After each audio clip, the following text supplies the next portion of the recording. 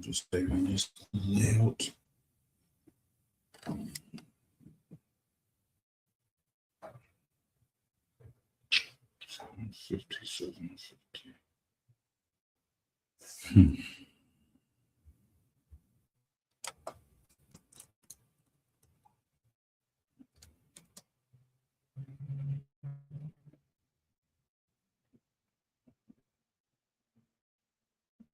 This is good. Shalom, Lord Christ. Shalom, Yahweh Shema, Shai. To the sister Jew, brother officer, Mother Bars Rip. This thing is not saving for me. Well, I'm just not even worry about that. Let's get straight into it. Okay. Clap it up. Get into it. All right, shalom, everybody. Any questions online? Any questions in the room? Let's go ahead. All right. No questions. No questions. Give it 1 second online. See if anybody types anything. All right.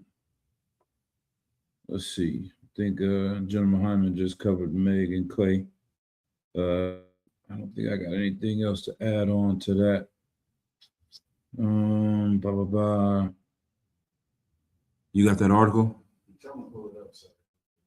Want to pull up? Let me see. Did I send it accurately? You do got a link for it, huh? Yeah. It just won't open up. All right, I'm gonna go ahead and just read it.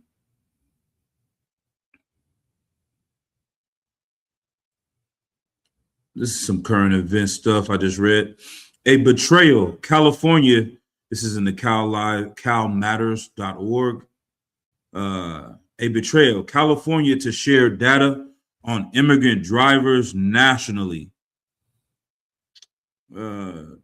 California is preparing to share with an outside organization detailed information about driver's license holders, including immigrants who do not have legal authorization to live in the U.S. That breaks a promise the state made a decade ago when it began issuing licenses to unauthorized immigrants. Advocates say, and it means more than 1 million people may face higher risk of deportation. But if state officials don't turn over the data, the Department of Homeland Security may refuse to accept California licenses and IDs at airports. The advocates believe, following a briefing with the California Department of, or the DMV, and the office of Governor Gavin Newsom earlier this month, state authorities confirmed they plan to share to comply with the Real ID Act of 2005, which set requirements for accepting state ID in federal facilities like airports. All right. So, yeah, good night. Yeah, the brother Martha Mia said the white man is the devil the Bible speaks of. That's right. You know, give me the book of Psalms chapter 58, verse 3. This is another example. We say that we know for sure there are at least 500 treaties that were signed with Native Americans from the oppressor and our Native American brothers and sisters. And every last one of them got broken. Every last one of them were destroyed and were not applied. And they said these things like, we always talk about the treaties being broken, but why were they making the treaties? What was the purpose of making the treaties? Why do people write treaties in the first place? So the context is easy to just hear they broke a treaty, but just the word in itself has a connotation. Hazar?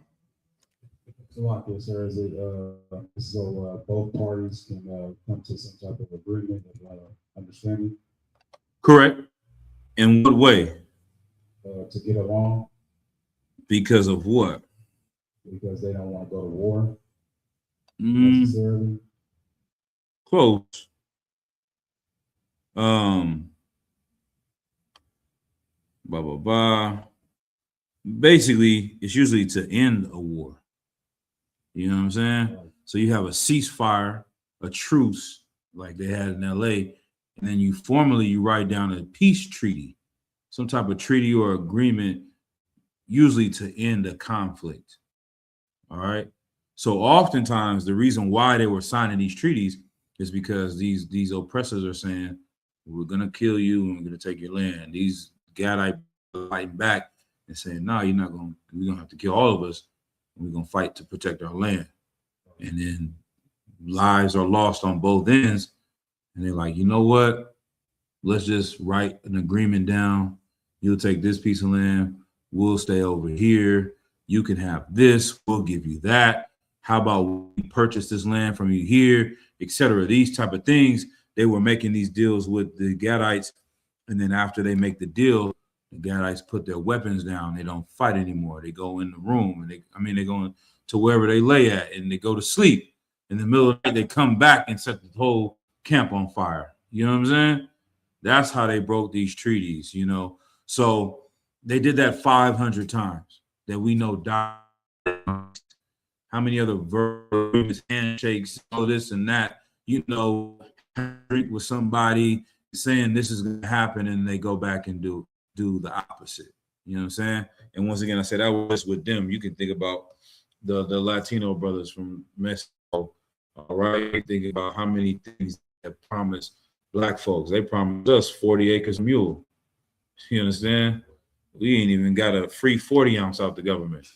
You know what I'm saying?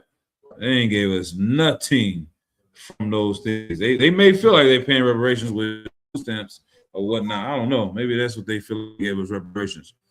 So I get that article is showing just another modern day example of this. California said if you are you come to a sanctuary state, you don't have a social security, not proper documentation, but we want to make sure that you can move on the roads, get a driver's license, go to work, you won't have any problems here, you're documented, but you're here to do work, and we want to make it comfortable for you to survive in California, because the real reason for people that are not documented to move to California. Stay here and make them exactly. Get out of the hand. You understand? I mean, to exploit them. California gives this whole concept like, oh, we are welcoming to immigrants and we want to make sure, damn, you need people to work on your farm so you can get your avocado and you can get your whatever the hell else like people eat that everybody else can't afford. You can't use, and you know what I mean? What is it? I think almonds are about $50 a gallon right now, right? You know what I mean? I know it doesn't work that way. It's my last, I'm not even there yet, but it's my last day drinking anyway. We're gonna have fun again, so like it. But no, for real, it's very expensive to buy almonds, right? And they need Latinos to get those things. And so they're making it seem like they're amazing, welcoming people, but really they just need slave labor. All right.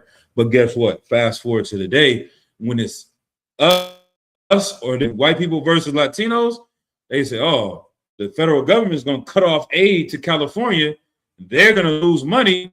Like, oh, no, we're going to throw them under the bus. We're going to put 1 million Latinos be at risk for getting deported by giving this information to the federal government. And they know ICE is just hunting and looking for as many people as they can find. It's almost like a layup to ICE. You know what I mean? Because they're out here pulling up Depot. They don't know who's documented, and they just have to filter through and see. Now they got a whole list of 1 million people. They know exactly where you live, everything where you work. They can just go into the database and find, okay, we can go pick up this person, that person, and they'll just start snatching up Latinos like it's nothing. All right. So once again, the brother said, the white man is the devil about speaks up. You know what I'm saying? That's going to tie in to tonight's class. Obviously, you know, we're going to hit it from a different angle. For me, going back into it's definitely going to be a lot of information brought out. So y'all bear with me. This YouTube, but go ahead with the verse, lock it. This is the book of Psalms, chapter 58 and verse 3. The wicked are stricken from the womb. The what? The wicked are stricken from the womb. Right. The wicked are estranged from the womb. You've been taught that people can learn how to become racist or learn how to become evil. If we just raise kids right and teach them in school, then we'll get rid of racism. Damn that. That's not the truth. We're seeing it that these people, I mean, the years and numbers are getting higher and higher. We're almost in 2030. The 2030 they are to 2020. You understand? And they are having little children hate niggas the same way they did in 1950. All right. And the reason is really The wicked are straying from the womb. right. It's something in them that makes them hate blacks, Hispanics, and Native American Indians.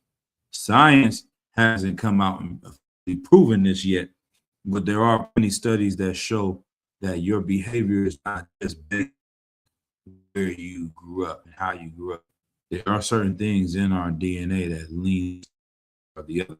And I know for a fact there's something in them that have a perpetual hatred for us. Go ahead. Okay, sir, it's called epigenetics. Damn, give them a hand. You know what I mean? That's a hell of a word. And that information of epigenetics, they only talk about the effects of people that are dealing with trauma. They don't talk about epigenetics when it comes to people that were doing the trauma, inflicting the trauma. But we know there has to be something. If we've been on the side of the stick for 400 years, they've been on the other side of the stick. And we wonder why they have so much pride and hatred for our people. It's not just from this generation. It's something going back in their DNA from the ancient Romans, you know. And when we talk about reincarnation in UK, I always think about those movies where you see a famous family on the wall and you see this cat in this generation and his hair and his clothes are a certain way. Then 50, 100 years later, it's the same goddamn man, but just a different clothes and a different style beard. His hair may be different in generation and so forth and so on, but it's literally the same person. That's what, reincarnation is. That's what reincarnation is as well, right? These people have done those back then, they're continuing them and doing them now. Keep on, the wicked go strange from the womb.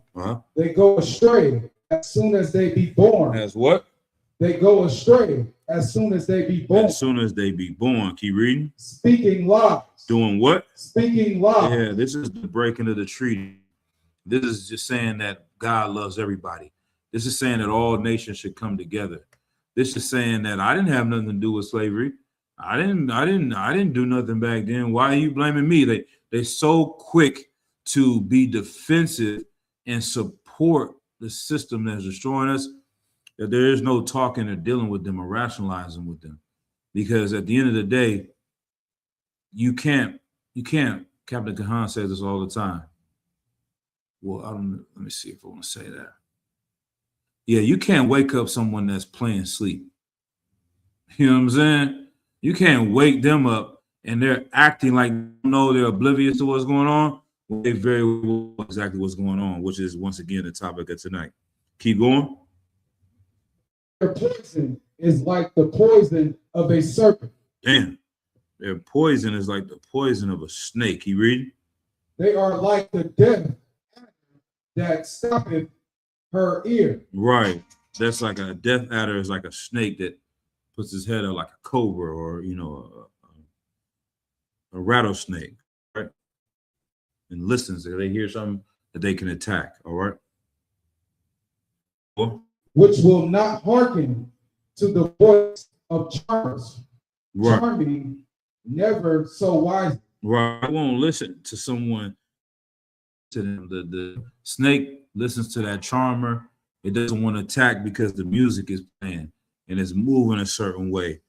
They're not going to listen to the truth when you tell them how evil they are and the things that they've done and what they should do about it. They are going to keep going. Break their teeth. Dang. Bring this one out. Can't this week. The Lord said to do what? Break their teeth. One more time. Break their teeth. The Bible's all about love. Break their teeth. We should all join hands in hands. Break their teeth. One more time. That was the past. break their The teeth, Bible says to break their teeth. He reading? God, Yeah. in their mouth, Mhm. break out the great teeth of the young lions, O Lord. Right. These were the prayers of our ancient priests and prophets and men of the Lord that prayed to the Most High. David, Psalms, you understand, writing and talking to the Lord to come and fight against his enemies. All right. Let's go.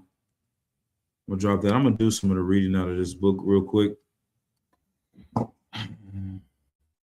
Genesis chapter 2, verse 16. Let's see how long this video is. We won't play the whole video. Y'all can listen to the audio. We don't have to pull it on the screen. Our durable, weather-resistant hammocks are designed.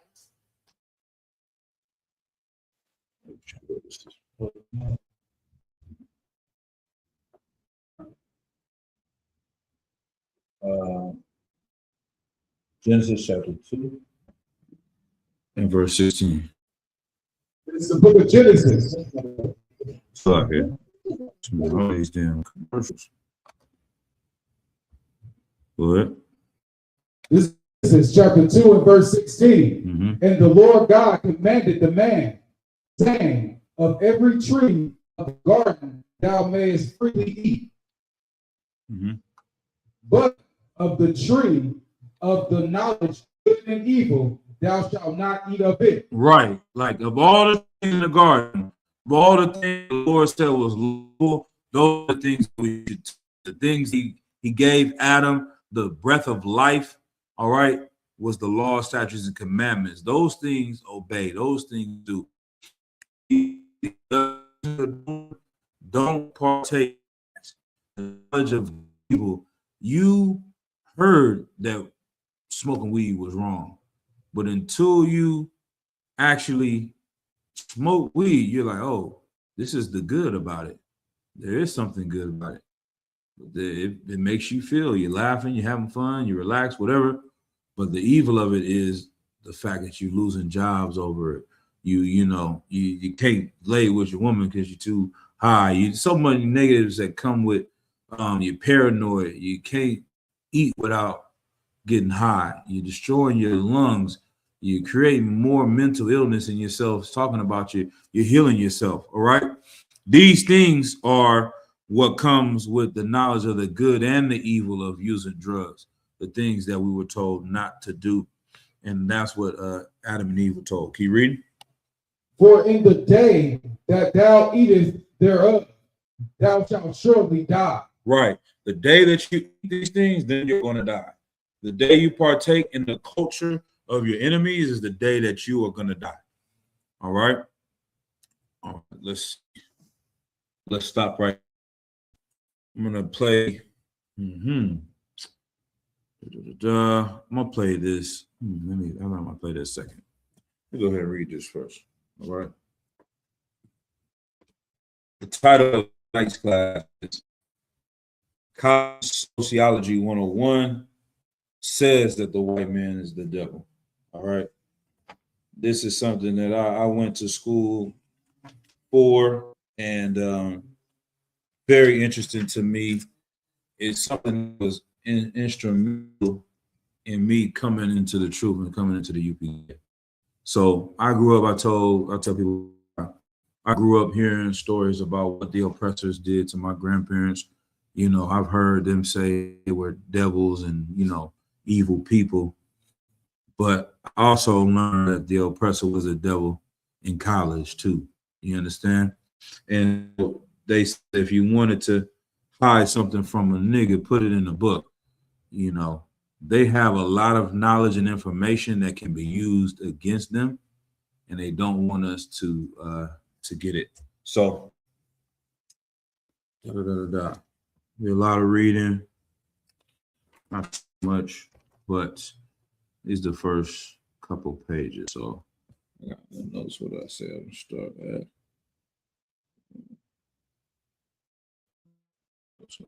Okay. All right. So by definition, most people heard about psychology. what is it that y'all know? You can just you call it out. You don't have to raise your hand. What do you know about psychology? Or what comes to your mind when you think about psychology? So I can say, I think of different mental disorders, Mhm. like the book that has all the different disorders. Right. DSM, right?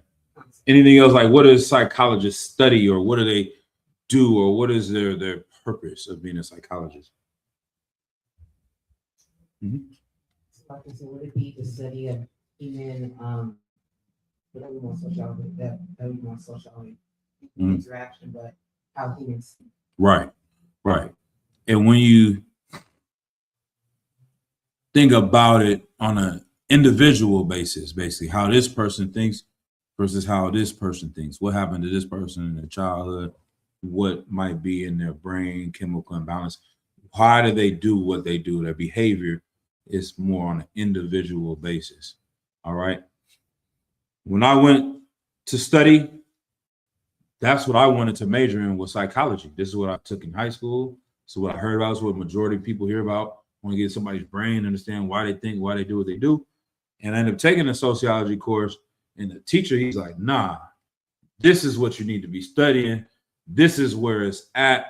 Oftentimes there's a beef between us and psychologists. I've never heard of that before. You know what I'm saying? It's supposed to be all science. I'm like, damn, there's a beef between y'all. It's like, yeah, what they're teaching is what they want to put out there on TV. You know what I mean? And I remember, I don't know if y'all remember a few years ago, a lot more years ago, Tom Cruise was at Oprah. He's standing on the couch. They said he was going crazy. And some of the things, matter of fact, let me pull that up real quick. So like it.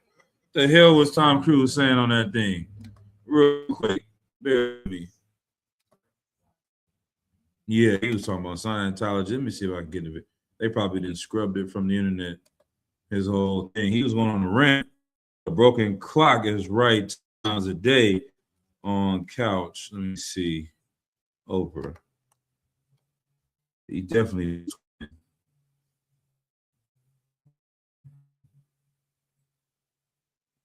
Let me see if this is what he was saying. Maybe it was in the other part to the end. I remember watching this some years ago when it came out. Just waiting for this commercial to go by.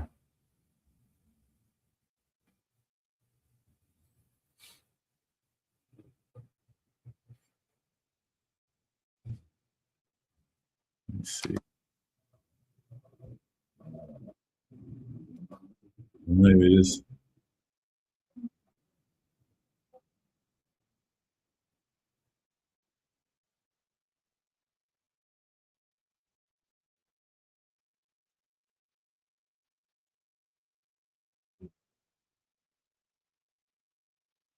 This video is crazy.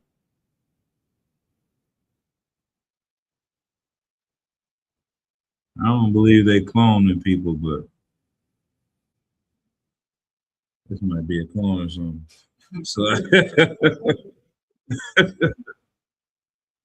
he just got out the cage. He was laughing for no reason. Let me see.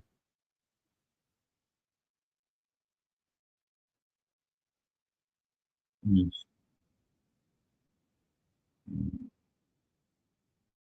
I'm not saying anything.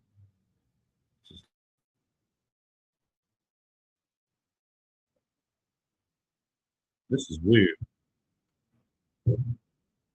Hmm. Okay. Let me see. All right, I'm gonna erase this. Let me see. I'm gonna try one more thing.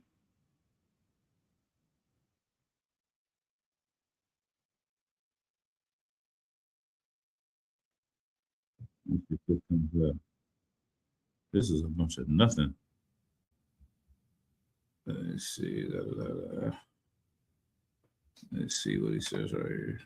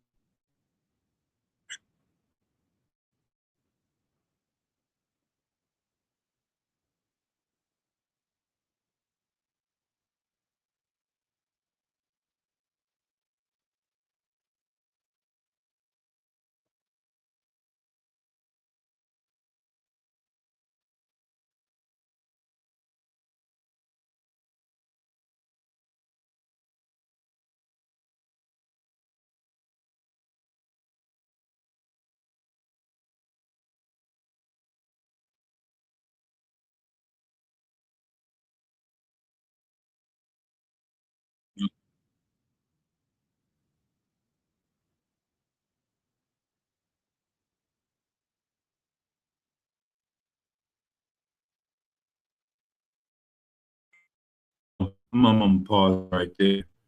Again, like I said, a broken clock can be right twice a day. I don't know if they can. I should have shared it online, but he's going on these rants. He's obviously high out of his mind. He's probably on the Ritalin. He's saying you shouldn't take at the time, right? But with that being said, psychologists, psychiatrists, whatever, they investigate this person. They say, how are we going to fix the problem? Why do we see this behavior? Let's deal with this individual and we'll stop this from happening. All right. He might have a chemical imbalance in his brain. This is why he's prone to violence. He has ADHD. He has this. Let's give him some Ritalin. And like he said, it's just masking the problem. It's doping this kid up and it's putting him so he's just calm and sitting. He's really just like he's high, and that's all they want. But the reality is, what's the underlying problem? And this is why the beef comes from sociology to psychology, right? So you have a child. He is in LA. He joins a gang. All right. He ends up killing somebody, unaliving somebody. He's 15 years old. He comes from a single parent home.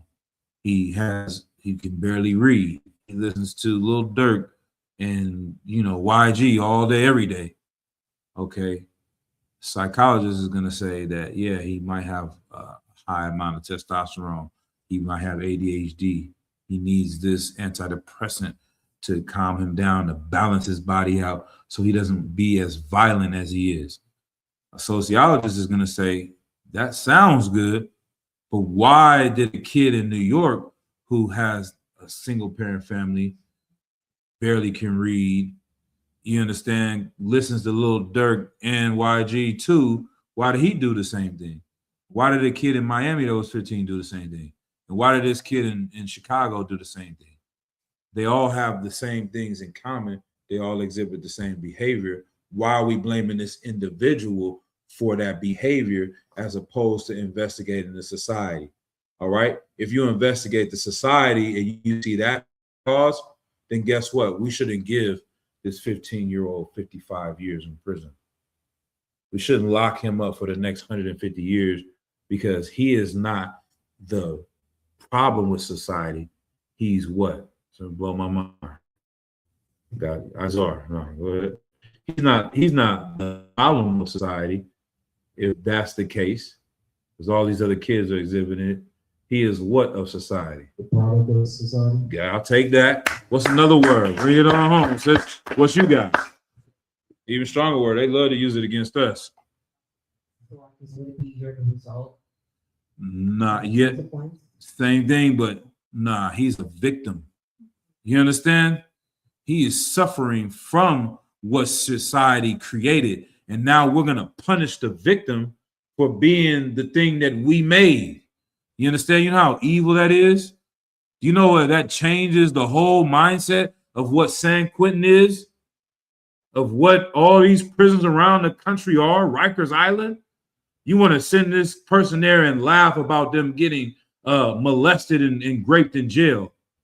Like it's a funny thing. Like he deserves to be treated that way. The reason why I chose this topic tonight is because they had a conversation on TikTok a few days ago about who is responsible for YN culture. Everyone on there wants to blame just the music. They want to blame single parent mothers. They want to blame everything under the sun except the people that created the culture and society that we live in, that created YNs. All right. So this is the wisdom that we learn in the truth. The Bible told Adam and Eve not to be like those other cultures. All right. So I'm going to read how important this is in this book, and then we'll get a couple more Bible verses, and then we got a video, and we'll keep moving forward. What time we got? 8:20. All right, let's log in. So sociology offers a perspective, a view of the world. The sociological perspective or imagination opens a window onto unfamiliar worlds and offers a fresh look at familiar ones. In this text, you will find yourself in the midst of Nazis in Germany and warriors in South America, as well as among people who live in a city dump. If you want to jump ahead, you can see photos I took of the people who live in Cambodia. You will also find yourself looking at your own world in a different light. As you view other worlds, that's a John 3:16, you know what I'm saying? A lot of other worlds on earth, right? Or your own, the sociological perspective enables you to gain a new perception of social life. In fact, this is what many find appealing about sociology.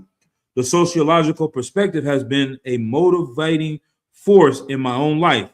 Ever since I took my intro course in sociology, I have been enchanted by the perspective that it offers. I have enjoyed both observing other groups and questioning my own assumptions about life. I sincerely hope the same happens to you. All right. Seeing the broader social context. The sociological perspective stresses the social context in which we live. It examines how these contexts influence people's lives. At the center of the sociological perspective is the question of how groups influence people, especially how people are influenced by their society. A group, or what's the definition of that? A group of people who share a culture and territory. That's what society is. You share a culture in Oakland, in Richmond, in Compton, in Harlem, in Miami. You understand? In Chicago, you share a culture, you share a territory. That creates how you think. That creates how you behave. All right. To find out why people do what they do, sociologists look at social location, the corners in life that people occupy because where they are located in a society. The sociologists look at how jobs, income, education, gender, age, and race, ethnicity affects people's ideas and behavior. Consider, for example, how being identified with a group called females or with a group called males when you were growing up has shaped your ideas of who you are. Growing up as a female or male has influenced not only how you feel about yourself, but also your ideas of what you should attain in life and how you relate to others. C. Wright Mills put it this way: the sociological imagination or perspective enables us to grasp the connection between history and biography.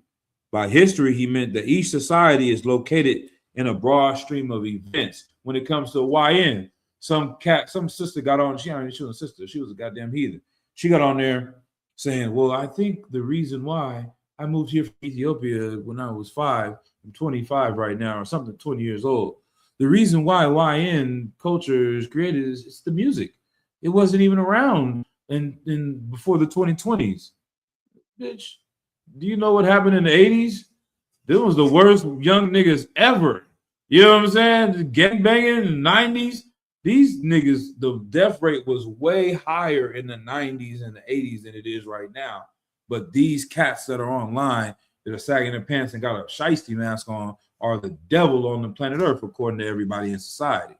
But they are not doing the things that were being done back then.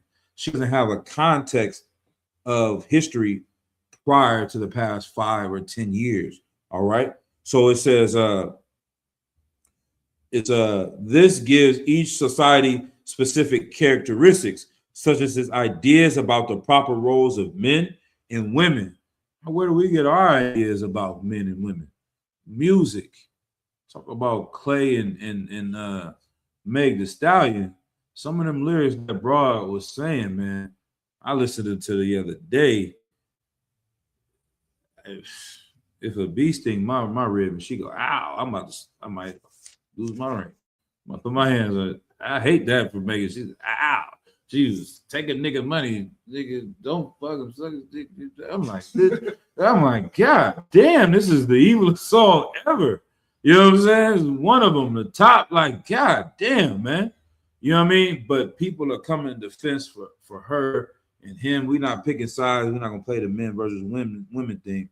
But who is paying them to say these things? Who is putting it in culture? It's so far back.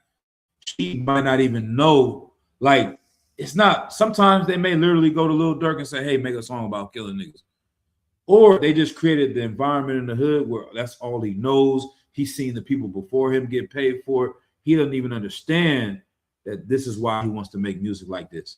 But they put it in there so much that this is the result we get. All right? It's like it. All right. This gives each society specific characteristics. Okay, we read that already.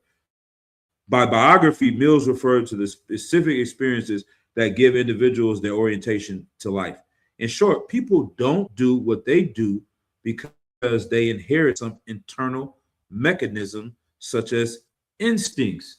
We did what we were doing just because we were born this way. That's the textbook definition of racism. Niggas kill each other. Why? Because we niggas. Why are you a blood? Nigga, I was born blood. I'm a die blood. You know what I'm saying? My kids gonna be bloods. Niggas really believe that. Nigga, I'm from East Oakland. Nigga, this is where I'm from. Why? That's where I'm from. I was born in this.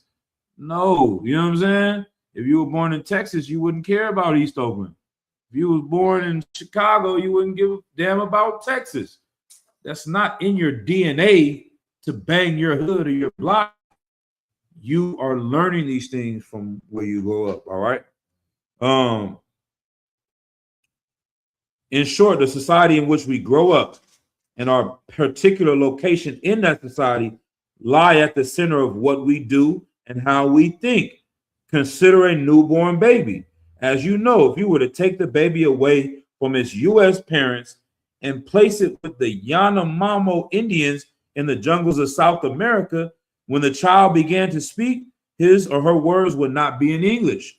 All right. You also know that the child would not think like an American. The child would not grow up wanting credit cards, for example, or designer clothes, Gucci, Louis, Fendi, Prada. They don't care about that. You think that bag, a Go-Yard bag, is $50,000. Why? Because the bag is really worth that? You were taught that, and you value it because your oppressor told you it was worth $50,000. It was worth unaliving someone for this goddamn bag or these Jordans, all right?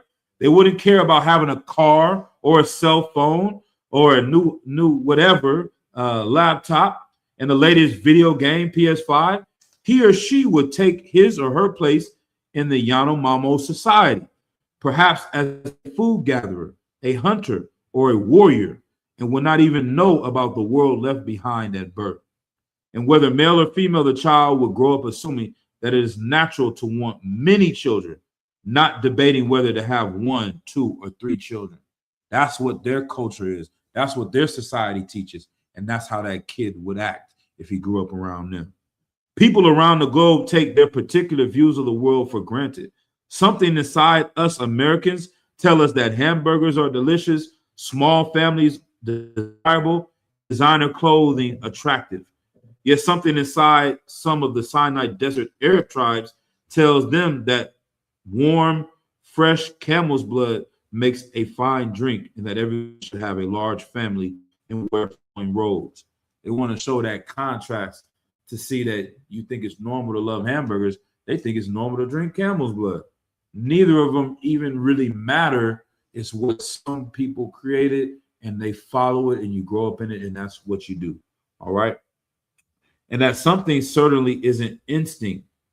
As sociologist Peter Berger phrased it, that something is society within us. This is where we get to the truth, all right, and understanding the plight of Blacks, Hispanics, and Native Americans. Society within us means your thoughts are not your thoughts. They're your culture and your society starts. It's literally within you. There's a white man within you. There's Christianity within you. That's why we say you have to kill off that old man and become a new man and become what? Born again. Because you were born into a culture that was created to do what? To destroy you and your people. And you think this is your thoughts, your creation, your behavior, what you believe in. You can't tell no nigga that Jordans are not the best shoes or whatever it is. You know what I'm saying? That's popping right now. That Balenciagas have no value. It's meaningless. You argue someone to death over Balenciagas meaning something. But you understand? But that is something that's society within them. That's their brainwashing. All right. Give me Genesis chapter 3 and verse 1.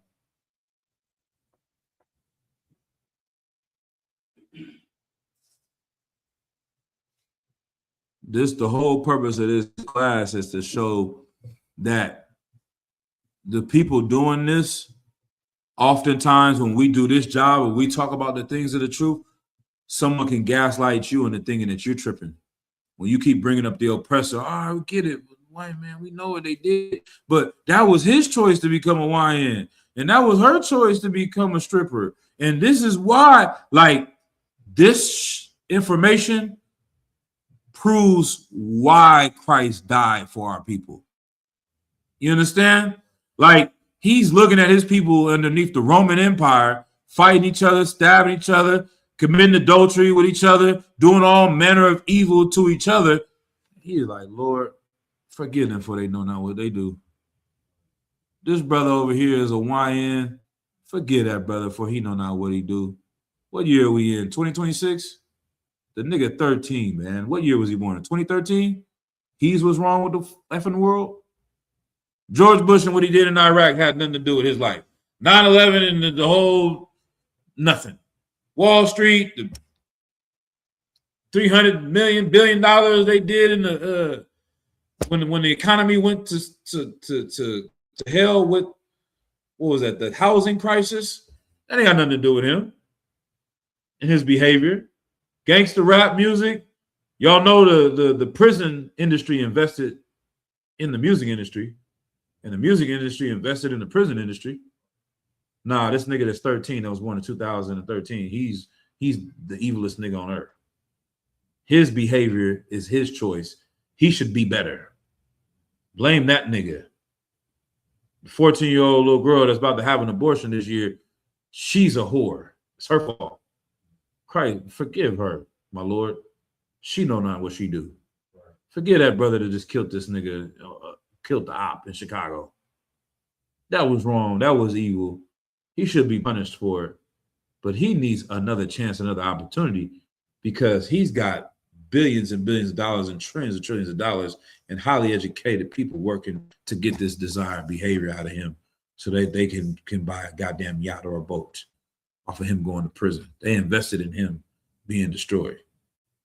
Why would Christ want to come and glorify in destroying our people in 2/3 and all that when he sees the evil that they've done? All right, go ahead and read. This is the book of Genesis, chapter 3 and verse 1. Now the serpent was more subtle than any beast of the field. Right, the white man was more subtle than any beast of the field. All these nations, they're very subtle. The Moabites, the Elamites, the Arabs, you understand? The Africans, they're all subtle. But this one was the most subtle. Keep going. Which the Lord God had made. And he said unto the woman, Yea, hath God said, ye shall not eat of every tree of the garden. Right. So once again, the oppressor will always come to the woman first. That's what the Bible and wisdom tells you. You go into that Willie Lynch paper, it says they got to break the woman first so then she can break the children and raise the children up as slaves. It's the same thing, the same play he's always done. And go ahead. And the woman said unto the serpent, we may eat of the fruit of the trees of the garden, but of the fruit of the tree which is in the midst of the garden, God hath said, ye shall not eat of it. Right, keep going. Neither shall ye touch it, lest ye die. Mm-hmm. And the serpent said unto the woman, ye shall not surely die. Right. What you mean law, statutes, and commandments? What do you need, pork? You don't need to follow the laws of God. That's a fairy tale book. Jesus never existed. Them is just stories. You understand? These are the same lies that people are going to come in. I'm an atheist. You believe in God. We can't prove God. There is no God. We just roll on a rock in the middle of space. Da, da, da, da, da. All these things, these lies, the oppressor's biggest skill is his ability to lie. And he was able to lie to her and say that you're not going to die. This little weed ain't going to hurt you. Yeah, women have the right to choose. That sounds good. But patriarchy, you know what I'm saying? All these different things. The LGBT is all about love. They're going to tell you different things and tell you there's nothing wrong with it. And they're going to tell it to a child and they're going to tell it to a woman. And a woman is going to raise her children to believe these things and watch our whole community get destroyed. You don't need a man. And now look what happens. This boy joins the gang. He becomes a part of this and they killing. The whole hood is destroyed because they listen to this serpent. Keep going. For God doth know that in the day ye eat thereof, then your eyes shall be open. When you get away from the Lord's culture and go to their culture, your eyes are going to be open. You're going to have an amazing time. It's going to be better for you. Come away from those old ways. That's old fashioned. Come to the new way of life. This is 2026. All right. It always cracks me up when I watch a video from Martin, old episode, and they were arguing with men and women about certain things. And the woman says, it's the 90s. It sounds so crazy now, 30 years. But then you watch another video for someone and they go, it's the 80s. You're like, damn, they were doing that back then too? And you go back even further. This is the 70s. I'm a 70s woman.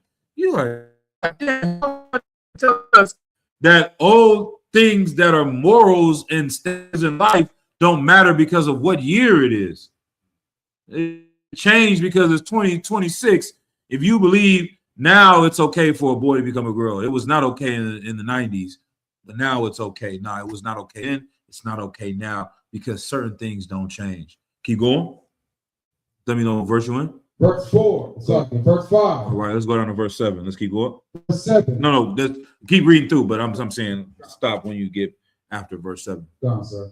And ye shall be as gods, damn, knowing good and evil. They always want to make you a god. Keep going. And when the woman saw that the tree was good for food and that it was pleasant to the eyes. They love getting high over there. They're LGBT. Their families ain't destroyed. They doing this. They selling drugs. Everybody doing it. We should do it. You understand? All those things they're doing, let's do what they're doing. It's good. Keep going. And a tree to be desired to make one wise. She took of the fruit thereof and did eat, and gave also unto her husband with her, and he did eat. Right. Verse 7. And the eyes of them both were open. Right. And they knew that they were naked. And they sewed fig leaves together. Right. And made themselves a pond. Right. What are these leaves? You know? I'll give it to y'all. They just try to fully embrace the culture and hide and look amongst them. Like next time, you probably never noticed before, but next time you go out in the world, you see a group of Edomites that are like gothic or rockers, and you see that weird emo nigga, or one weird emo Latino with them. Like they all look appropriate, except the one brother or sister. They stand out. You know what I'm saying? They put on the eyeliner. They're wearing the spikes. They're trying to be like them, but the nigga has an afro. It doesn't fit. You know what I'm saying? Like you're not really having fun. You're not really in this group. You're trying to be like that group, but we can see you a mile away. You want to go ahead, So I can say you perpetrate. Yeah, exactly. That's what those leaves were they tried to put on. It was them perpetrating. All right. Is there anything else on verse 7? Wow. All right. I'm gonna go back to this one, all right, and showing you why the Lord didn't want us to take on other people's culture. There's so much wisdom in those few verses. Now we're gonna show it over here, all right.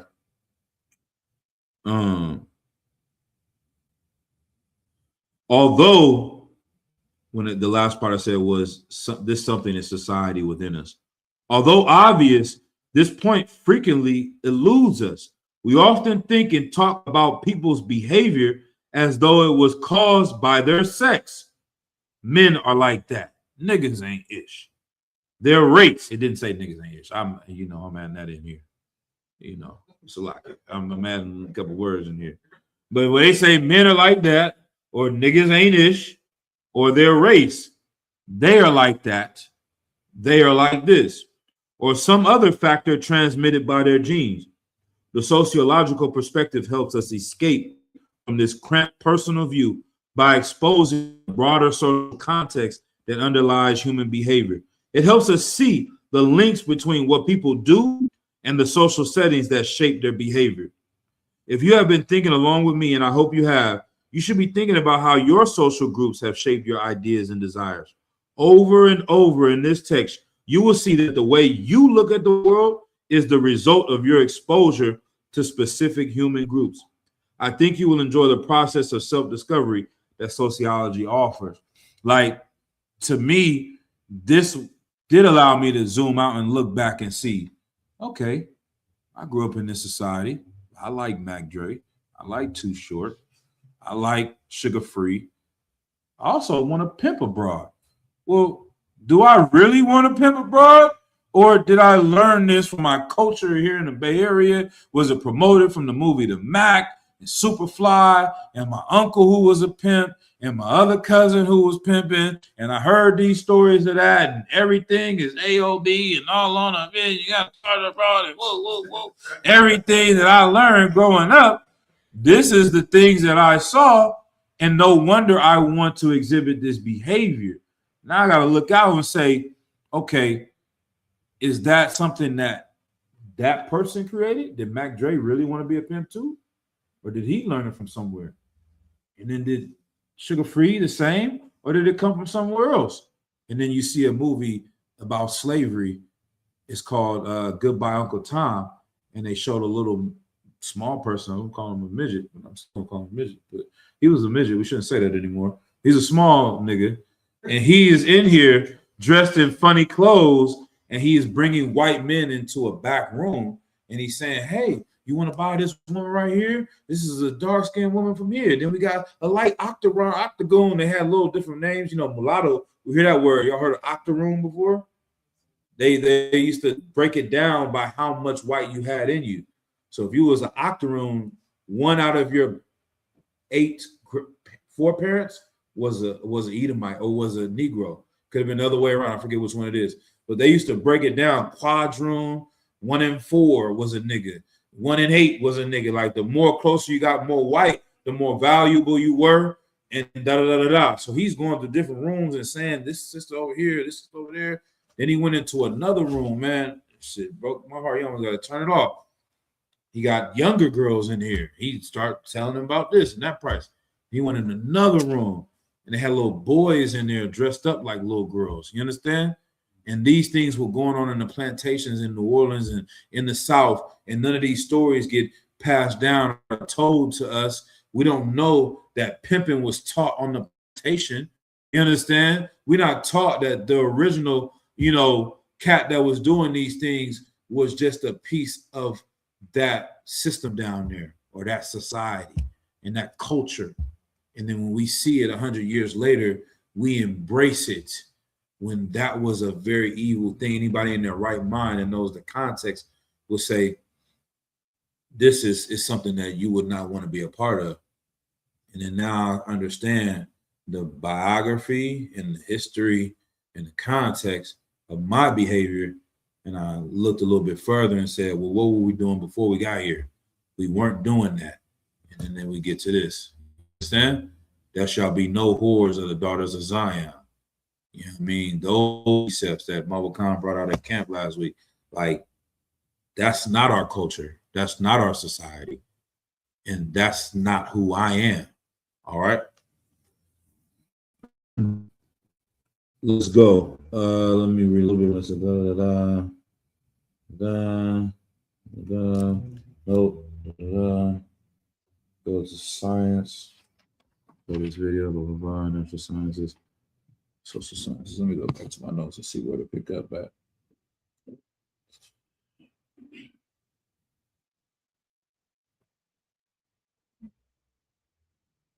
The goals of science, is that it? Okay.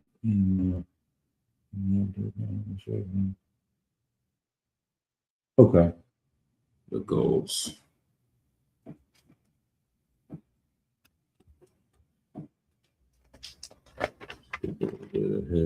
Okay, there we go. There we go. All right. The goals of science. The first goal of each science is to explain why something happens. The second goal is to make generalizations. So this is another thing they'll get you on. You start talking about this. Yeah, but you can't say all white people. You can't say that. You can't talk about a group of white people. That doesn't make any sense. You don't know me. I'm an individual. I ain't never did nothing racist to nobody. They always want to make it about them. But science is making it about a group. If you're intelligent and you're scientific, you're not going to judge, oh, Susie that works at Walmart with me or Tom that went to school with me. Your group of people live in Dublin.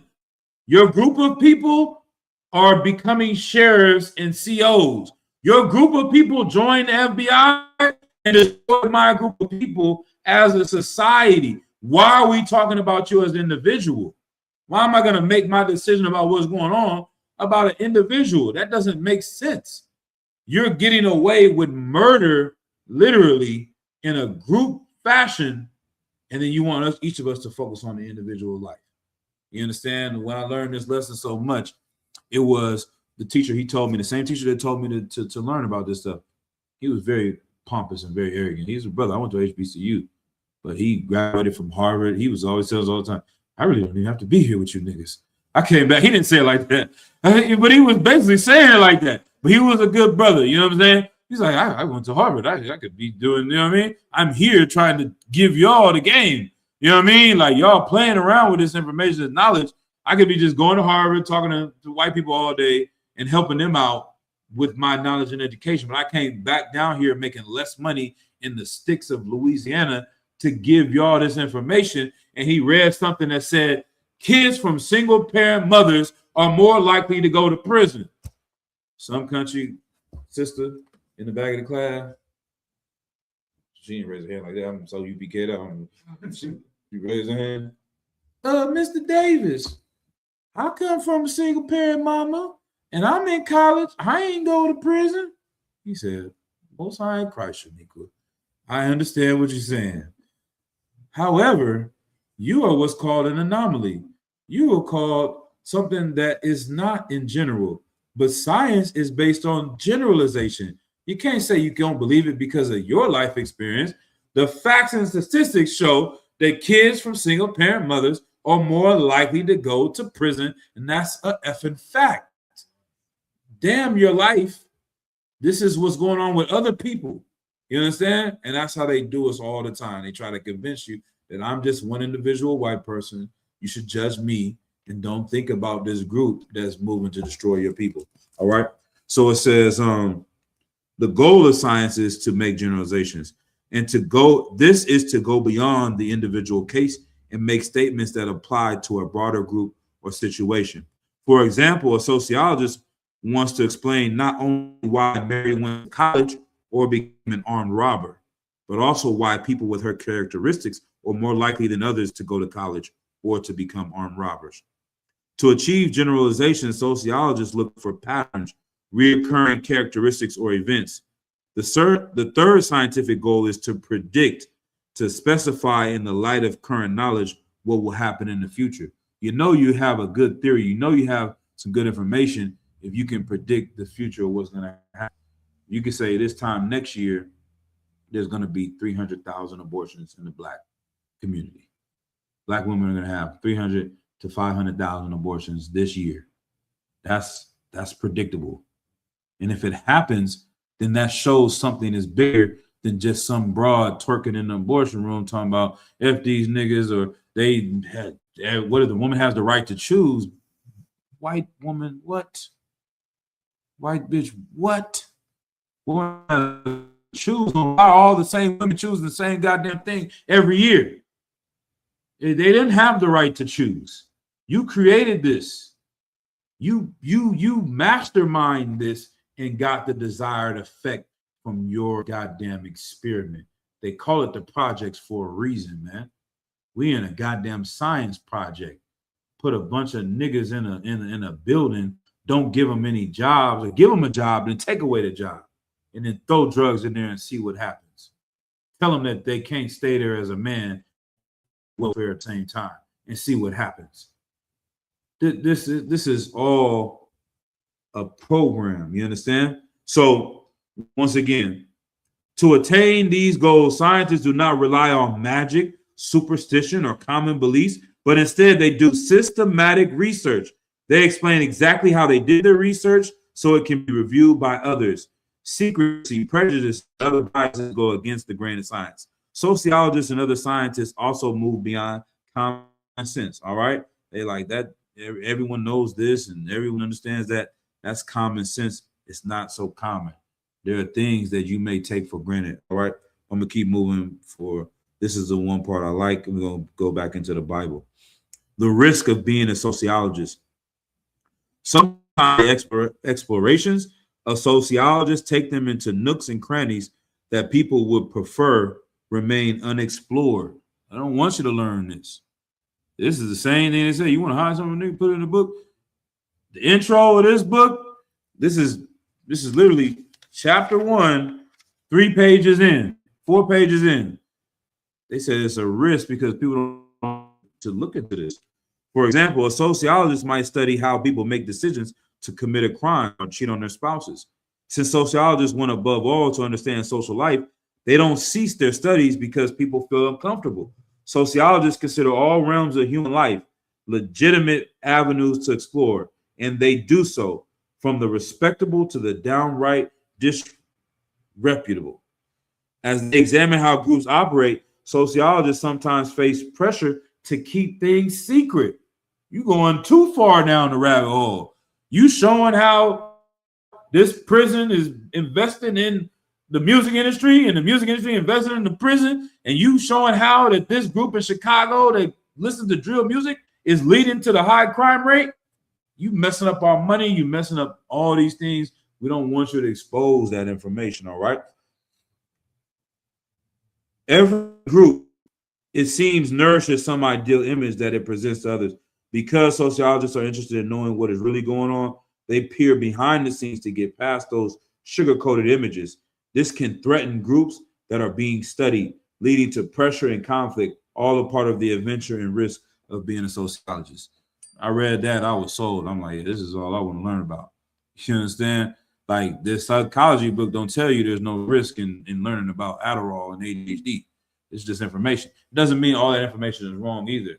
Doesn't mean economics is wrong. Doesn't mean none of these things are wrong. But this one is talking about all those things combined, and it's the most powerful one, in my opinion, and the Bible certifies it. It's the most powerful one because if you can control the society and the culture, you can control the people. You can control the world. All right, we're gonna go back. So that's that. I got a little bit more in here too. Let's go back to the Bible. Leviticus 18, chapter 1.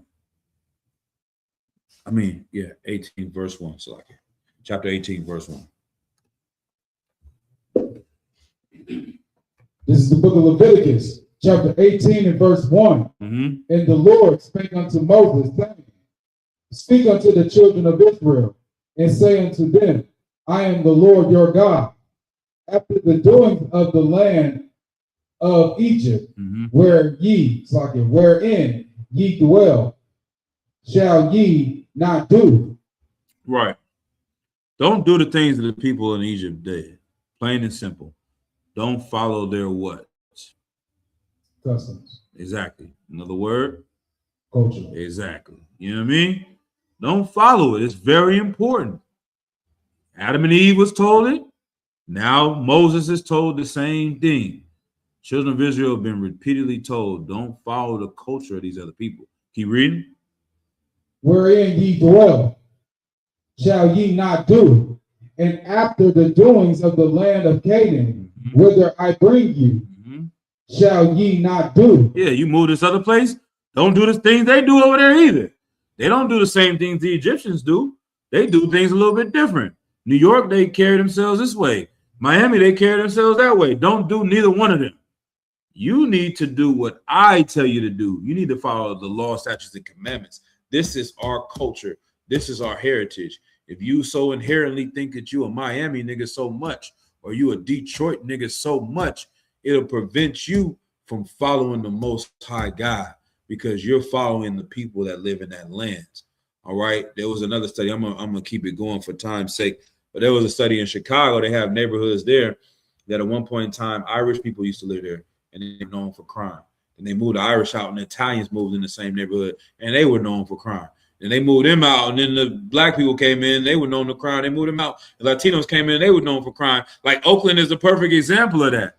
Like this history of that is like, damn, the Latinos start moving in, they still town niggas. They doing sideshows, and they, you know what I'm saying, got grills and doing the same. Like, damn, this culture has stayed in this land longer than the people that were here that started the damn culture.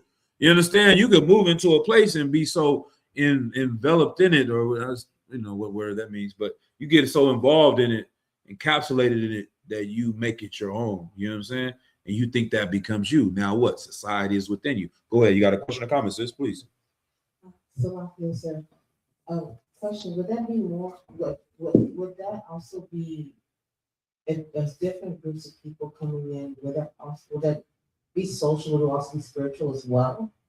Okay, let me see what you mean. Like, which way? In what example? Like, so, for example, let's say, for example, say Oakland, right before it was integrated, they had let's say maybe some Italians and big parts of Oakland, or even Polish parts of Oakland might have been, I don't know how it was. Right. The spirit of, let's say, Yeah, parts of Oakland having that spirit, right. And then other people in the 60s or so, after being on stuff like that, we come in and we're integrated and stuff like that. That becomes part of the open culture, and then that's why brothers are coming. I got it. So people are leaving, but the spirit is still staying. Right. Exactly. That's a perfect way to say it. And this is why when we say the Holy Spirit, y'all know what the Holy Spirit is. A vibe. It's a thing that you do. If you have, you love the 49ers, you have the team spirit of the Niners. So how does your house look? You got the Niners color, the Niners on your car, the license plate, the flag. You are in the spirit of the 49ers. All right. You got the Christmas spirit. You got all those things. All right. Having the Holy Spirit is having the spirit of the Lord. You know what I mean? You UPK'd out, you One West out, you everything that you're doing, you're trying to carry the truth with you. So that spirit, not meaning like an invisible ghost that's hopping on someone, but that spirit and that vibe of that city and that area can live on no matter who is living in there. So I would say that's an excellent way to explain that the spirit of that city can live on even past the people that live there. All right. Get a sister. All right. Let's go ahead. Neither shall ye walk in their ordinances. Ye shall do my judgments and keep my ordinances to walk therein. I am the Lord your God. Right. Ye shall therefore keep my statutes and my judgments, which if a man do, he shall live in them. I am the Lord. Right. The foundation of a culture and a society is the laws of that group. You understand? That's what rules and determines. And what makes our laws so amazing. No, okay, I'm gonna say this. The laws are a good portion of culture and society, typically. It's not everything. But when it comes to being a Hebrew Israelite, our laws are our culture and our morals and our way of dealing with each other. You see what I'm saying? Because we touch on the food, we touch on the dress, we touch on the talk. You know what I'm saying? We touch on crime. You know, in this society, you can be a homosexual. In our culture, that's a crime. You know what I'm saying?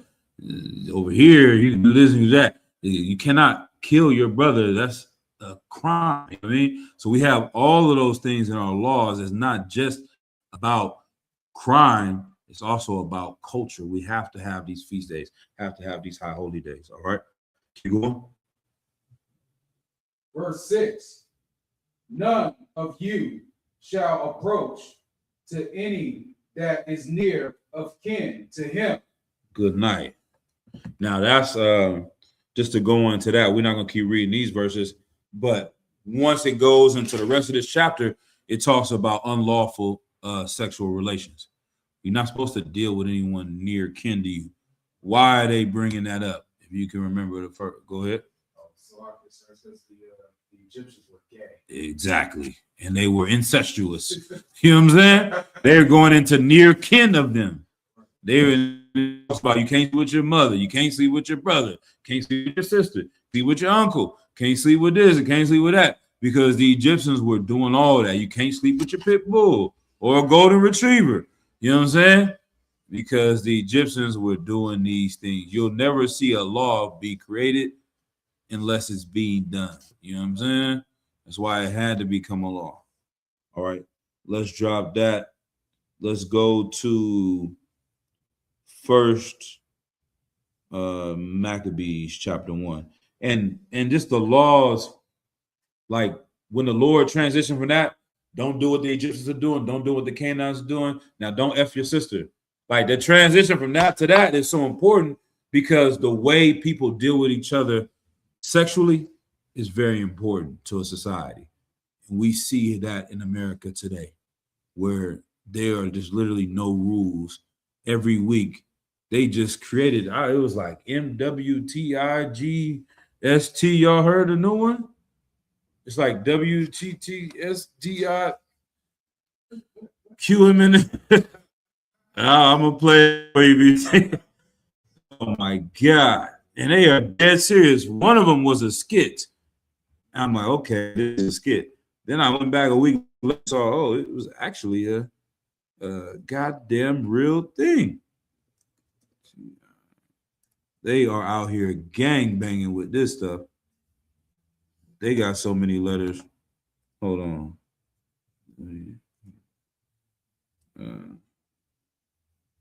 Shit. I'm just gonna guess. I'm typing all types of. Hey. Let me see what comes up. Let me see if it comes. Okay. Damn. It's not coming. Okay, there it goes. I found it. This is ridiculous. First, I saw a skit of this, and I thought it was. I'm like, damn, they're joking. Then I found out this is a real thing. This lady made this at an effing conference. Here it is, man.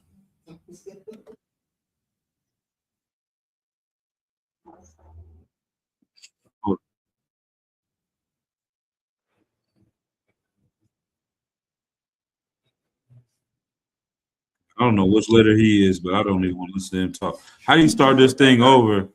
God damn, man. Hold on. M. And I can see it right here. I'm gonna get it one more time. If y'all can catch it. MMIW G.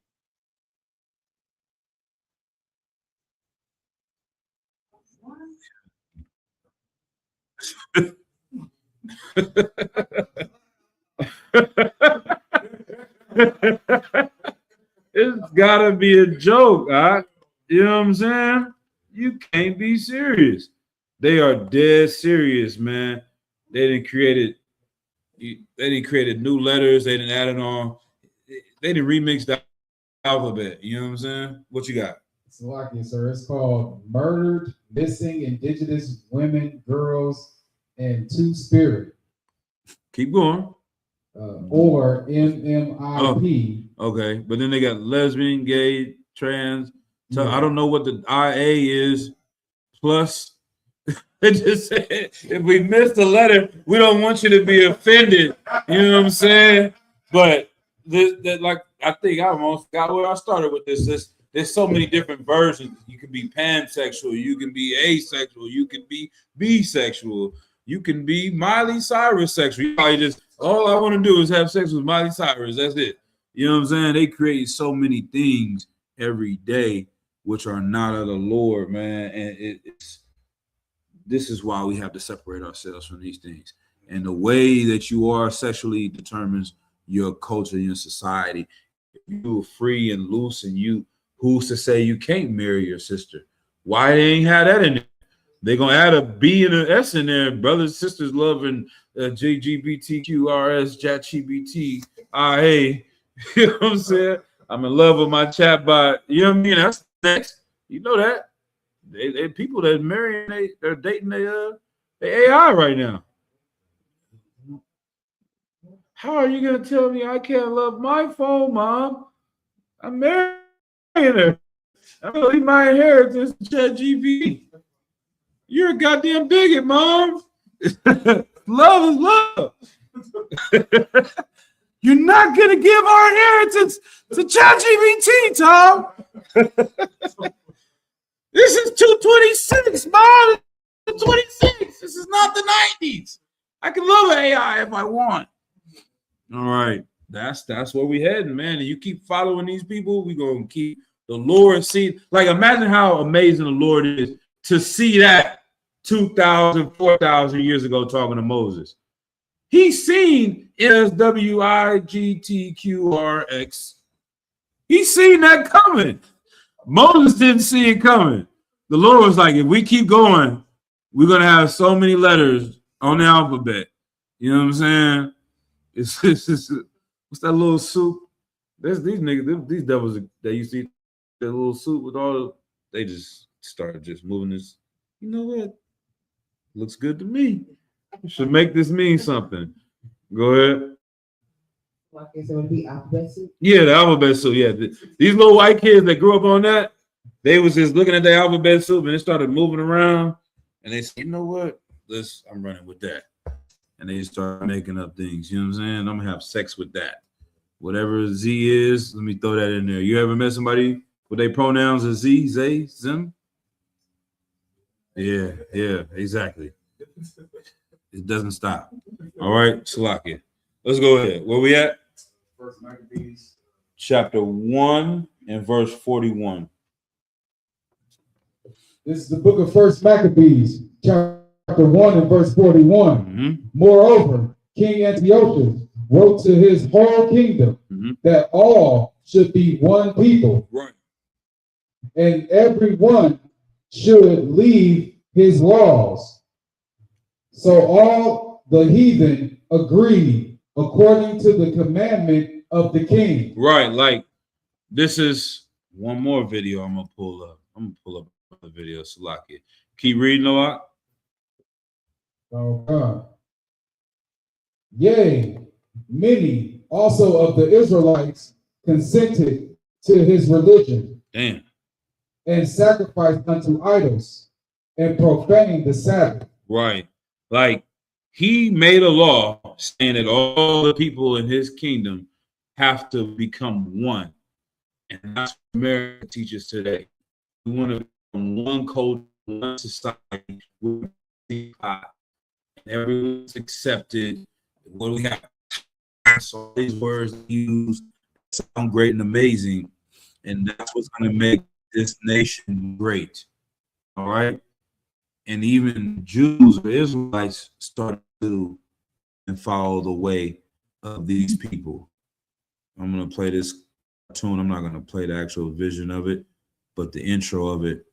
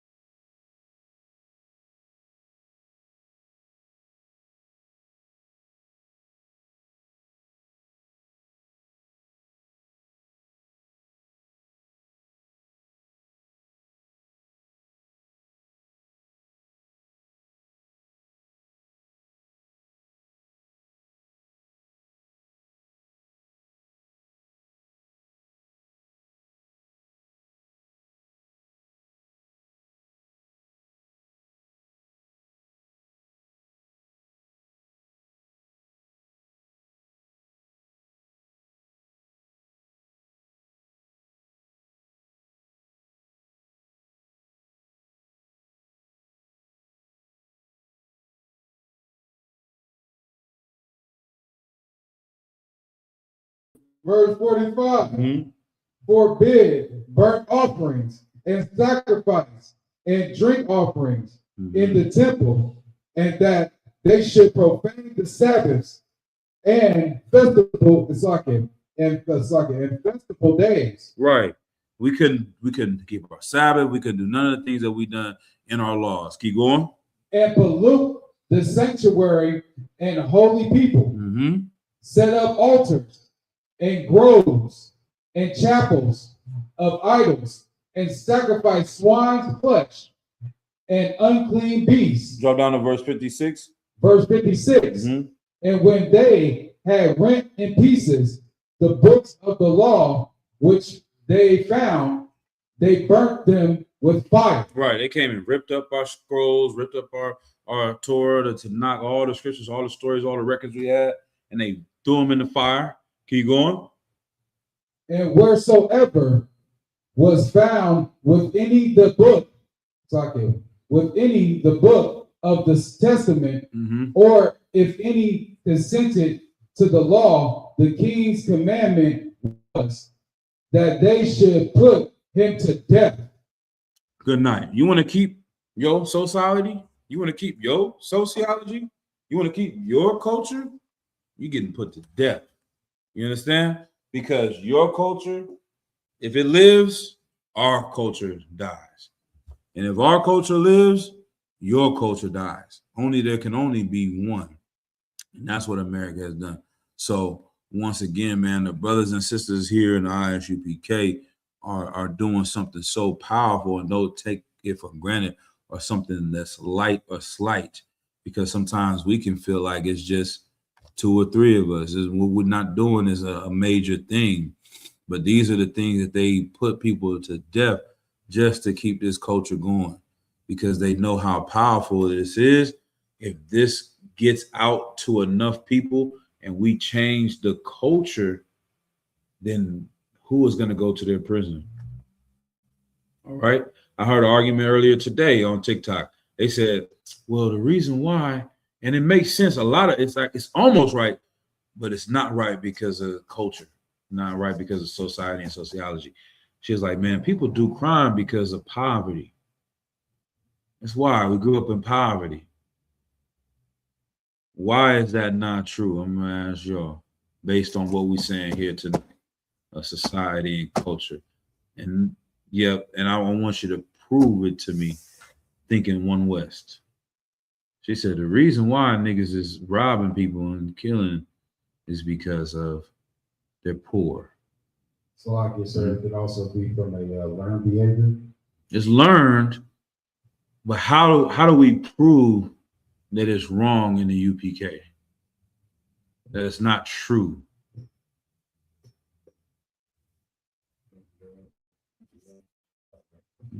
It's wrong because it's against. No. How do we prove her statement is wrong? She says this person, J-Bo from the town, he just robbed a bank. He is definitely poor. She says the reason why he did the crime is because he's poor. And we're saying poverty does not mean you're going to do a crime. How do we know that in the UPK? It's not just poverty that makes you do a crime. Sloppy, sir, because we're in poverty. Exactly. That's the answer. We broken here too, but we ain't robbing no banks. We ain't pimping no women. We're not selling drugs. We just as broke as that nigga. You understand? But our culture is different. Our laws are different. Our morals are different. Our society is different. On this by ourselves, they have a saying: if you have 9 rich friends, you liable to be the 10th one. When I was in the world, I couldn't stop smoking weed because 9 of my friends all smoke weed. I was the 10th smoker. But when I got with a group of men and brothers and sisters that don't smoke weed, guess what? I was able to stop smoking weed. Is that a miracle? Yes, in some ways. But it's also science and it's sociology. If you're around a group of people and they don't do a thing, you're not going to do a thing. You understand? So if you're around a group of people that are poor, but they don't steal, then you can be poor and you're not steal. But the culture that feeds you, you got to get the bag, Gucci, Louis, money, power, bitches, get money, car, blah, blah, blah, blah, blah. you feel even more poor than you already are. And you feel like you need to get, and then they show you, oh yeah, we hit a lick, we got this, and we did. The whole culture is showing you and telling you that this is what you do if you're in this situation. You learn how to become a thief and a robber from your oppressor and from the society you live in. So it's not just the poverty that makes us do these crimes. It's a very big portion of it, but you can be poor and not do those crimes if you have a different culture. All right. All right. Anything else on where we at? We about to close it out. Slocky. I think I only went to 57. That's good. It said they would tell us to put us to death, right? All right, that's the reason why. This is the last piece. I'm gonna play this real quick. We're not gonna watch all of this. I'm gonna play it for y'all. We head on out here if y'all bear with about 9 more minutes.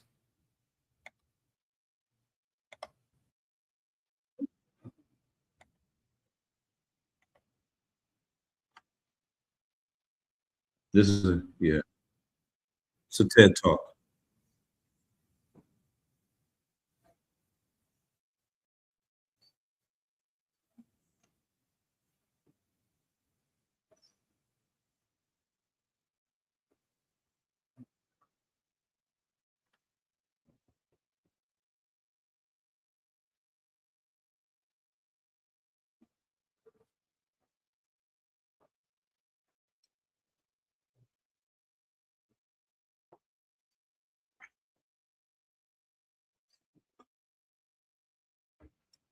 Hmm.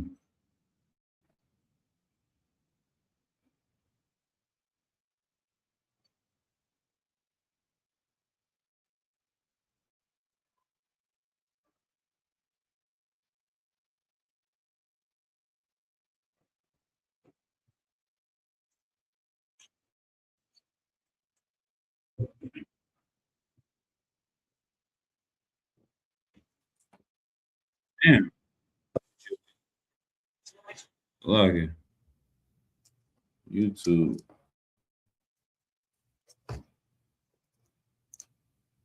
Wow. Almost. Here you go. Issue with a double commercial. Yes. They really want you to pay for YouTube.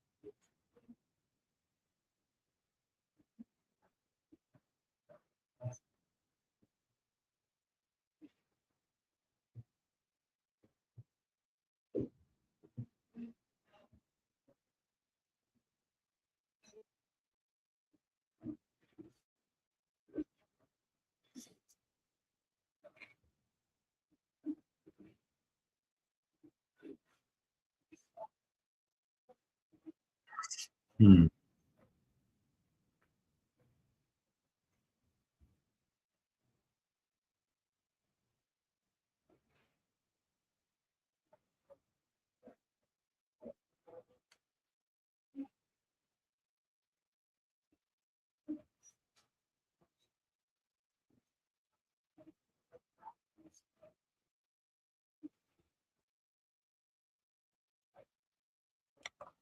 Like And I just want you to think about a YN, you know what I'm saying, in your mind when he's explaining these things. Think about, that girl that becomes a stripper or gets an OnlyFans, like, or has gonna have that abortion this year.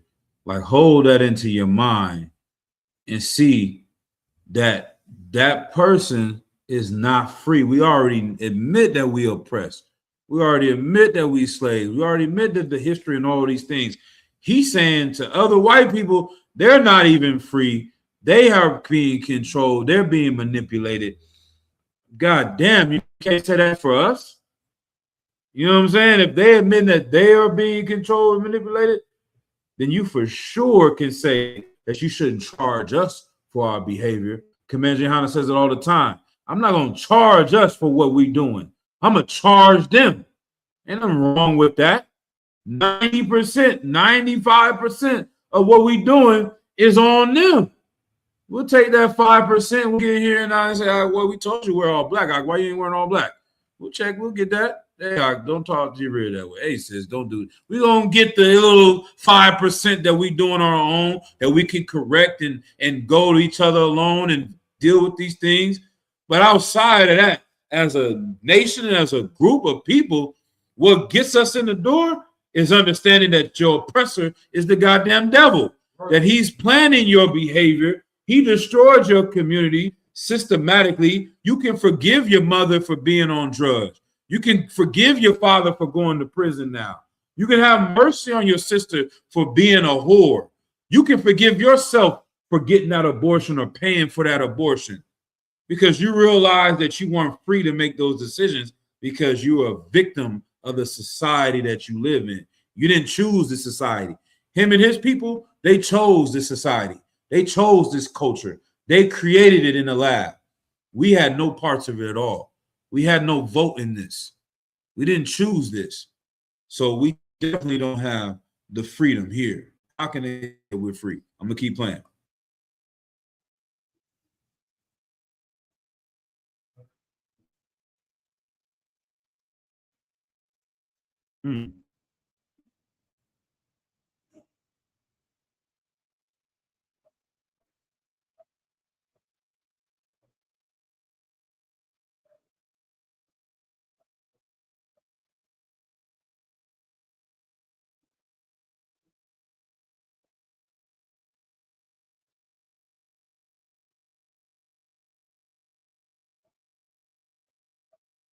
And once again, sleepwalking. What do you say? Stay woke. Wake up. You know what I mean? Our people are asleep. It's just like the movie The Matrix. You know what I mean? Our job is to go and wake up our people to realize the place that we live in is created. Our hood, our ghetto, our gang, all those things that we attach ourselves to, the things that we want to get, the Lambo, Ferrari, you willing to die for that is created. All right.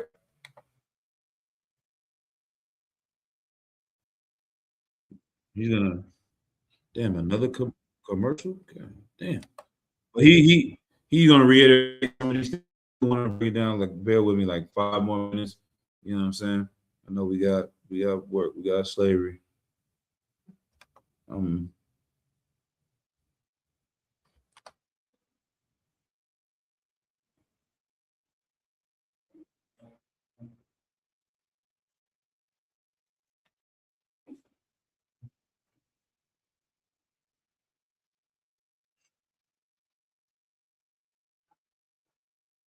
hmm.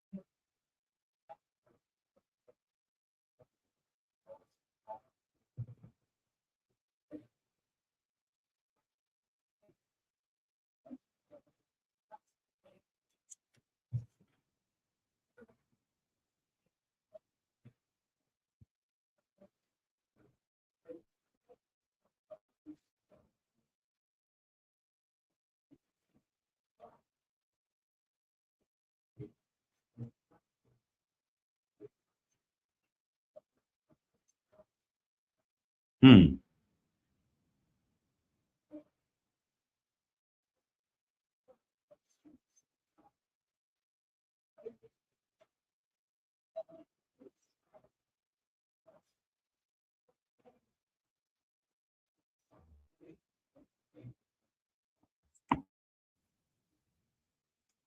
Pause right there. Now, imagine if he's talking about that kid instead of being alone, you understand, in a room thinking about unaliving himself. He's in a car with a ski mask and a Draco. You know what I'm saying? He about to go slide on the ice. How is it that this kid is about to make a decision to change someone else's life, his life, and it's just his decision, but someone in New York made the same decision in LA? It can't add up. You can't blame him for his behavior if he's a part of a community that are doing the same things. All right. You got to go to the root of the problem and see why. All right. I'm going to keep going. Slack it.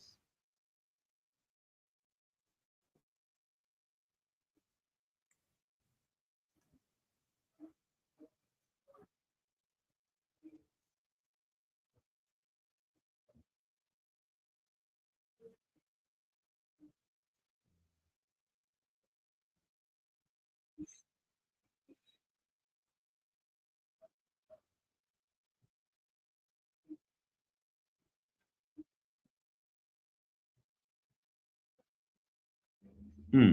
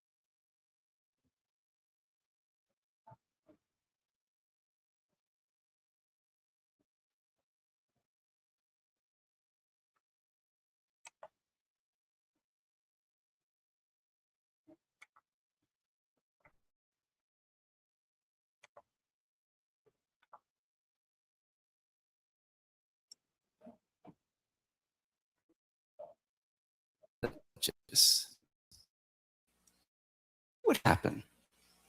First off, we'd see that we're never alone. We're supremely connected, absolutely connected to others. We would see that our problems, they're not our problems. They're not, my problems aren't my problems. They're not mine, ours. Good night. That's brotherhood. This brother addicted to drugs. This brother selling drugs. That ain't just his problem. That's our problem. That's one way. You know what I mean? This sister doing this behavior, it's not just, oh, something wrong with her. There's something wrong with us. How do we fix that as a community, as a society, to change the behavior of our people? That's what he's saying. You never alone. You felt alone in your life. That's where you go alone, in the goddamn prison. For the next 25 years, you're going to feel alone. Or you're going to be with the only people that you can identify is with a group of other niggas that made the same decision as you. But you don't realize that until you get in there.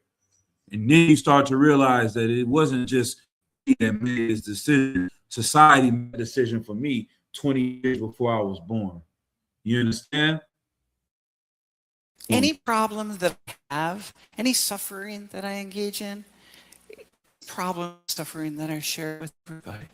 In sociology, we talk about the sociological imagination, personal troubles, public issues. The other thing, we'd feel empowered.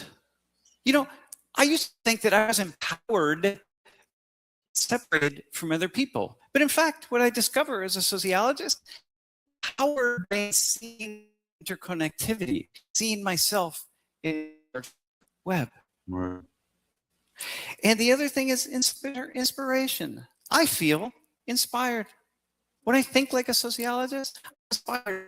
I'm connected to other people. My actions are the actions that other people are engaged in. Thoughts, concerns are the same as others. So I'm doing it for them, and they're doing it for me. And finally, the most interesting piece, is really the most interesting piece, is that the groups I'm most connected to are the ones that I think about, that I see. In my family, it may not be other people who are like me, in my community, in my culture. The groups I'm most connected to might be invisible. I might not know any of these people, but I'm really connected to them. That's the UPK. You know what I'm saying? Like, Jim Muhammad was talking about, like, one day we found each other. You having these thoughts, you looking at these things, you feeling a certain way. Then you meet a brother that's thinking the same way, looking at this, feeling the same way. And then we like, okay, we got a community, we got a culture, we got a society. There's something we got to do about it. And that's what he said, I feel empowered. See, they want you to feel weak and have no power. They don't want you to be inspired. This lets you know, like, oh, we can do something about this. You go talk to they're going to have another, what's that called? Stop the violence thing this year again in Oakland. You've been here for a while, like, your whole life. How many stop the violence things you think have happened your whole life? One at least every year, huh? Every goddamn year of your life. They're trying to figure out how to stop the violence. I'm going to read this here. In the ISUPK, we're educating Blacks, Hispanics, and Native Americans about their true heritage, which is comprised of the laws, statutes, and commandments of the Bible. Once our people begin to follow the laws in the Bible, God, or Yahweh in the Hebrew, will look down from heaven and have mercy on us. He will send Christ to free us from our oppression.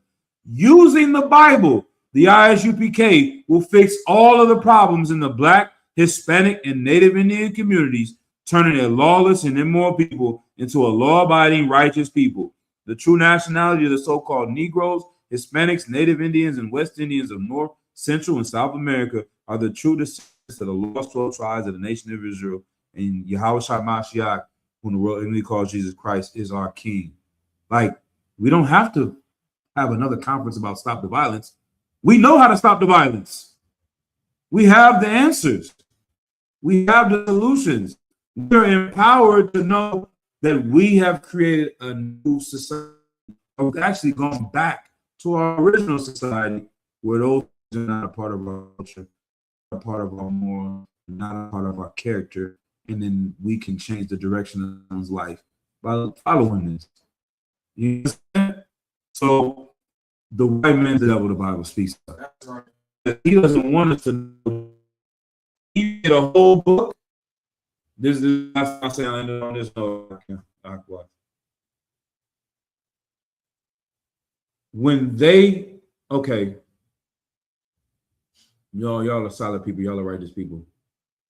When you heard that society can make someone unalive themselves, that's a very powerful thing, right? What comes to your mind? What would you do with that information? Knowing that the culture and society can lead someone to unaliving themselves. What would you do with that information? Exactly. Get a brother a hand. You know what the white man said when he heard that information? He said, ooh, this information is so powerful, I can make a nigga kill himself. I can definitely make him buy my Jordans. I can definitely make him support Gucci. I can make him buy Louis. I can make them love OnlyFans, I can make them do whatever I want them to do. If I can make someone pull the trigger and put a gun in their mouth because I can control the culture, I can make these people do whatever the hell I want. You heard the information that said, I want to save this person's life. They heard the information that said, you know what? I can destroy whoever's life I want and raise up whoever I want, and I can make myself the richest person on planet Earth with this same information.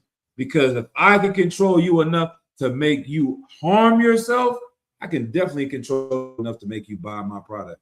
And that's what they do with this book. Marketers, that's the foundation of marketing and sociology. They sell you McDonald's, they sell you Taco Bell, they sell you these clothes, they sell you a car, they sell you all these things.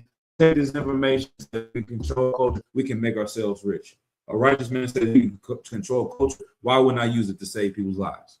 All right. So once again, the book proves it from the first chapter to the last chapter that the people that are doing the worst in each one are blacks and Hispanics. And if blacks and Hispanics are doing the worst in each one, that means the people controlling society want that desired effect. This is their predictable. This is what they want. And we are victims of society. We are not evil people. We're not a disgusting, vile, ghetto, ratchet, none of those things. We are creations of our oppressor. Ye are of your father, the devil. Read that one and we out. 942, Salaka. John chapter 8, verse 44. That's what this means. That's what this means. Your behavior, your ghetto is destroyed because of John 8 and 44. Go ahead. This is the book of John, chapter 8 and verse 44. Ye are of your father. Oakland is what? Ye are of your father. Chicago is what? Ye are of your father. The YNs are what? Ye are of your father. Megan Thee Stallion and Horse and OnlyFans are what? Ye are of your father. 500,000 abortions each year in the black community alone are what? Ye are of your father, the devil. Yeah, you a creation of them. Keep going. And the lust of your father ye will do. Why are there 2 million black and Hispanic people in prison right now? Because of the lust of their father we will do. We're following their culture because the white man says Gucci is valuable and you're willing to die over it. Keep going. He was a murderer from the beginning. So now you a murderer. Keep going. And abide not in the truth. He never abided in the truth. This is the truth we're reading here. He didn't abide in the truth and use it to save lives. He used it to keep going. Because there is no truth in him. Right. He found the truth and he's going to use the truth to tell more lies. Good night. Keep going. When he speaketh a lie. When he speaketh a lie, keep going. He speaketh of his own. Yeah, that's exactly how he's like, oh man, this is powerful. We gotta distract them. Don't let them learn this for us. That is for you. I forgot what song that was. Future said it in the song. He was like, man, talking about taking some type of that's for them. That ain't for us. That ain't for you. He talking to this woman in his home. He like, nigga, we not supposed to be getting high. That's for them. They like, nigga, they should learn, teach them psychology. Let them know about popping pills and Adderall and chemical imbalance. Tell them that. Blame them for their own problems so we can put them in the penitentiary and you be like, everybody in jail has a mental illness and that's what's wrong with them. That's why they're in prison, because their brain is messed up. Not BET and YouTube and all this is messed up. It ain't the record industry. It's them. Keep going. For he is a liar. He is a what? He is a liar and the father of it. Yeah, he's the father of lies, man. They mastered lying.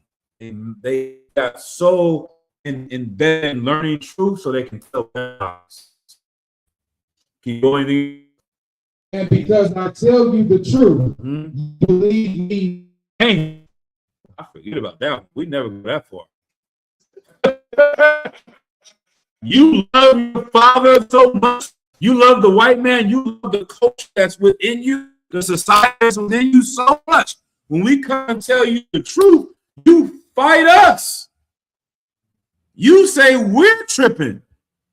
You say that we're evil for trying to tell you the truth because you're so I don't know what the word is. You are entrenched in lies from the beginning to the end. You know what I'm saying?